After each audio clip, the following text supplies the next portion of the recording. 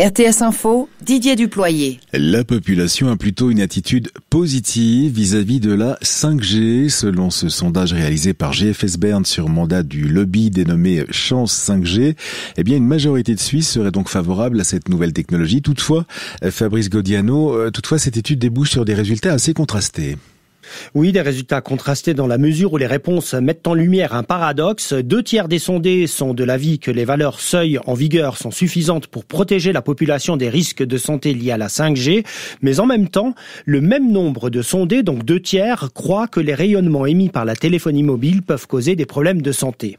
Selon l'Institut GFS Bern, qui a mené l'enquête auprès de 1006 votants de toute la Suisse, cette contradiction s'explique par le fait que les craintes et insécurités liées à la nouvelle technologie sont principalement basées sur le oui-dire, un oui-dire que la plateforme Chance 5G entend modifier favorablement via des campagnes d'information.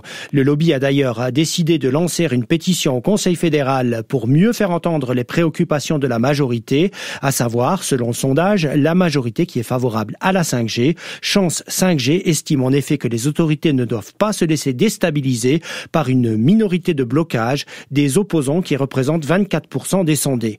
À relever enfin que le lobby pro-5G ne minimise pas les souffrances des quelques 7% de population qui pâtit des rayonnements. Il estime toutefois que c'est à cette catégorie de s'adapter à l'évolution de la société et non pas le contraire. Fabrice, merci.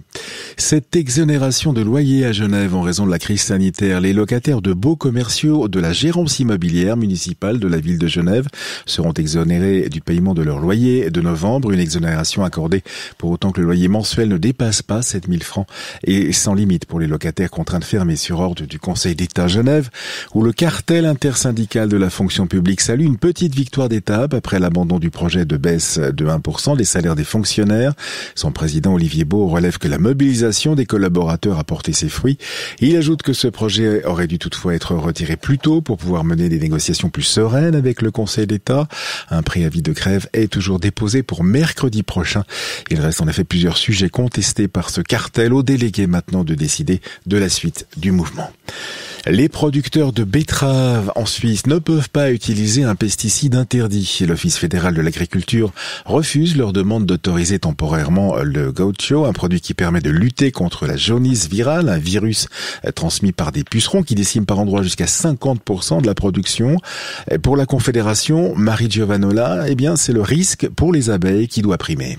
Ce pesticide, le gaucho, est interdit depuis 2 ans en Suisse et le restera. Les producteurs de betteraves se disent concernés par cette décision qui met en péril, selon eux, l'industrie sucrière suisse, ce d'autant que d'autres pays européens, dont la France, l'ont autorisé temporairement pour permettre aux producteurs de sauver leur récolte et protéger la filière. La Fédération suisse des betteraviers estime que cela provoque une distorsion de concurrence entre le sucre indigène et le sucre importé issu d'une production moins durable. Elle exige donc que seul le sucre produit sans pesticides interdits en Suisse soit importé. Des interventions allant dans ce sens ont été déposées au Parlement. L'Office fédéral de l'agriculture permet en revanche l'utilisation de 2 autres traitements pour lutter contre ces pucerons, employés notamment pour les cultures de pommes de terre. Il a également lancé un programme de recherche pour trouver des méthodes alternatives. De leur côté, les organisations ProNatura et BirdLife ont salué la décision de la Confédération. Elles estiment que la culture sucrière suisse a besoin d'une stratégie globale plutôt que de s'attaquer aux symptômes. Marie Giovanola en direct du Palais fédéral, merci. Cette question maintenant, à qui appartiennent les logements en Suisse? Alors on serait tenté de répondre qu'ils appartiennent aux caisses de pension ou à des sociétés d'investissement. Eh bien non, contrairement à ce que l'on pourrait donc penser, ils appartiennent à vous et moi, si l'on peut dire. Une étude de Raiffeisen surprend avec ce chiffre. Les particuliers possèdent 57% des 4,5 millions de logements que compte le pays, Cléa Favre. Oui, ce sont eux qui clairement détiennent la plus grosse part du gâteau. Les plus importants propriétaires sont ensuite les caisses de pension, les assurances, les fonds immobiliers ou encore les CFF, mais ils sont loin derrière puisqu'ils détiennent 16% de tous les logements. Si on regarde plus précisément le marché de la location, donc maintenant sans les logements destinés à un usage personnel, on retrouve la même structure. Près de la moitié des biens loués appartiennent là aussi à des particuliers. Et Cléa, est-ce que la crise va changer la donne ? Depuis quelques années, on observe déjà une baisse de la part des logements détenus par des particuliers, alors que celle des caisses de pension et des assurances augmente. Dans un contexte de taux bas, elles cherchent en effet des rendements et l'immobilier est devenu le meilleur placement. Cette tendance va se poursuivre avec la crise puisque les taux sont amenés à rester faibles. Cléa, merci. Liberty Global, propriétaire du PC suisse, annule les titres de Sunrise qui ne lui ont pas été soumis au terme de son offre de rachat. Sunrise dont l'acquisition est donc terminée. Le géant des réseaux câblés en détient désormais, annonce-t-il ce matin, plus de 98%. Sunrise qui sera également décoté de la bourse suisse. Enfin, en hockey sur glace, le Lausanne HC qui se trouvait en quarantaine préventive depuis lundi est désormais en quarantaine jusqu'au 21 novembre. Décision du médecin cantonal après 3 cas positifs dans l'entourage du club. Reportez donc les matchs contre Langnau demain, Berne mardi et Davos samedi de la semaine prochaine.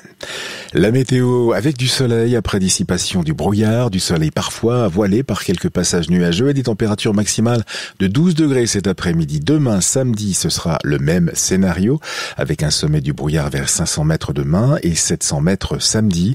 Une dégradation est attendue dimanche en fin de journée. La météo